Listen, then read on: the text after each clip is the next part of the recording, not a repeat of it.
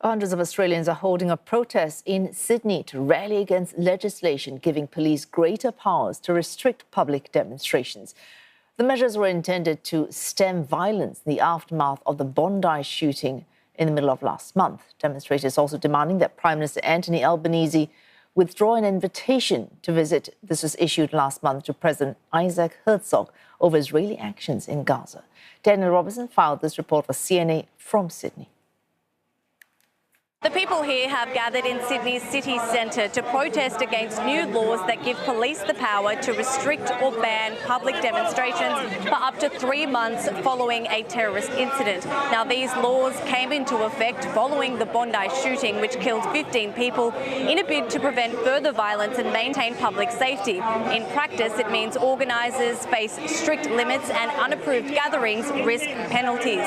Protesters here now are holding what they call a public assembly, staying in place rather than marching to work around the restrictions and ensure that their voices are heard. Now, part of this movement here is the Palestine Action Group, known for its Gaza solidarity protests.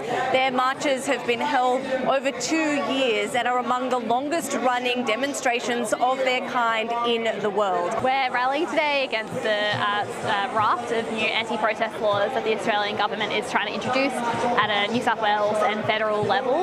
They are trying, I think, really cynically to use the tragedy of what happened at Bondi to justify a massive crackdown on our civil liberties and our right to speak up freely about Palestine. It's more important than ever that people who support Palestine come out in their numbers and show their defiance. And the Bondi shooting has now reshaped the national conversation on hate, violence and protests. These new protest laws are one of a series of measures that are currently being discussed by politicians alongside gun laws, hate speech legislation and other reforms aimed at combating extremism and protecting public safety. Now, a shooting in the suburb of Bondi is now driving national reform and global conversations on how countries deal with hate crimes, anti-Semitism and the right to protest. Danielle Robertson, CNA, Sydney.